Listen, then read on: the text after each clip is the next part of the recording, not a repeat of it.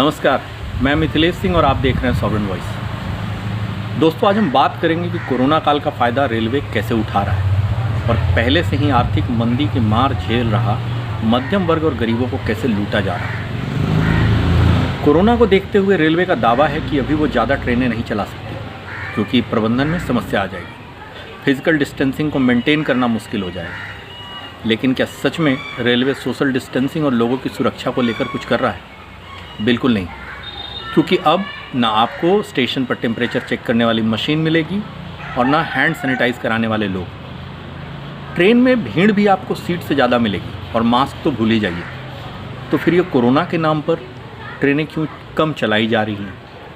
क्या लोगों को उपयुक्त सुविधा से वंचित रखा जा रहा है? रेलवे ने लॉकडाउन के बाद कुछ स्पेशल ट्रेनें चलाई थी, लेकिन बाद में स्पेशल ट्रेन के नाम पर रेगुलर ट्रेनों का परिचालन शुरू हो गया है।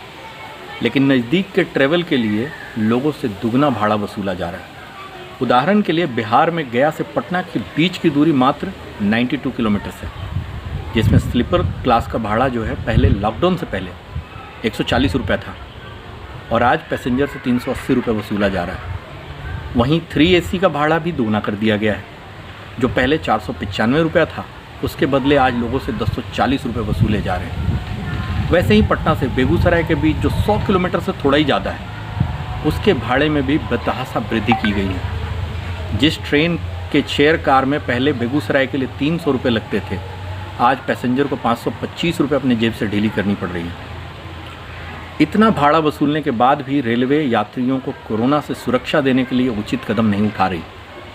ये वीडियो देखिए, 2 दिन पहले का स्लीपर क्लास का ये वीडियो है, जिसमें दुगना भाड़ा देने के बाद भी यात्री अपने सीट पर सिमट कर बैठा है और बिना टिकट यात्रा करने वाले लोग बिना मास्क ट्रेन में चढ़कर सोशल डिस्टेंसिंग को तार तार किए हुए हैं। जब रेलवे सोशल डिस्टेंसिंग को मेंटेन करवा ही नहीं सकती तो ट्रेनें क्यों नहीं चलवाती?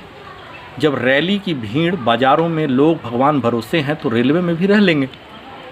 समझिए, यही खेल है रेवेन्यू बढ़ाने का, और इशारे इशारे में इस बात को खुद रेलवे बोर्ड के चेयरमैन और CEO वीके यादव ने भी कबूल किया है।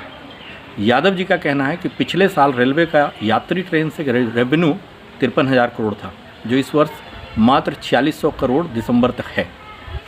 यादव जी ने यह भी कहा कि इस मार्च 2021 तक यात्री गाड़ियों की रेवेन्यू से 15,000 करोड़ तक पहुँचने की संभावना है।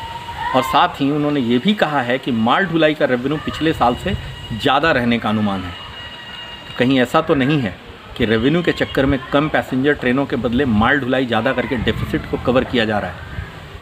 सीधी सी बात है कि अभी डेली लोकल पैसेंजर ट्रेनों के नहीं चलने की वजह से 20-25 किलोमीटर दूर जाकर मजदूरी करने वालों को इतनी मुश्किल का सामना करना पड़ रहा है, शायद सरकार उसके बारे में सोच भी नहीं रही। एक मजदूर बिहार में दिन भर मजदूरी करके महीने का 6-7 हज़ार रुपये कमाने जिला टाउन जाता है। पहले वो 200 रुपये के मासिक पास से चला जाता था, लेकिन आज उसे बस और ऑटो में भाड़े के रूप में एक महीने में 1200 से 1500 रुपये खर्च करने पड़ रहे हैं। मैं ये कतई नहीं कह रहा कि सरकार को कोरोना को लेकर चिंतित नहीं होना चाहिए, लेकिन इस दिखावे की चिंता से गरीब मर जाएगा। किसानों को किसान सम्मान निधि के तहत दिया गया पैसा इस दुगने भाड़े से वापस फिर से सरकार ले लेगी, तो फिर देने का नाटक क्यों? अगर सच में सरकार कोरोना को लेकर चिंतित है तो फिर ट्रेनों में सोशल डिस्टेंसिंग और सेफ्टी नॉर्म्स का पालन होना चाहिए। अब सबसे महत्वपूर्ण बात है कि क्या स्थिति नॉर्मल हो जाने पर और ट्रेनों से स्पेशल ट्रेन का ठप्पा हट जाने पर ये दुगना बढ़े हुए भाड़े को सरकार कम करेगी, या इंतज़ार कर रही है कि 6 महीने या साल भर होने में तो यात्रियों को इतना पैसा पे करने की आदत हो जाएगी, तो फिर बाद में 50-100 रुपये कम कर देने से पब्लिक तो और ही खुश हो जाएगी। अगर सरकार इस दिशा में सोच रही है तो ये देश के मध्यम वर्ग के साथ बहुत बड़ा धोखा होगा। ढेर सारी जन कल्याण योजनाओं के चलाने के बाद भी जो सरकार ने एक इमेज बनाई है, उससे धोखे की उम्मीद पब्लिक तो नहीं कर रही। धन्यवाद।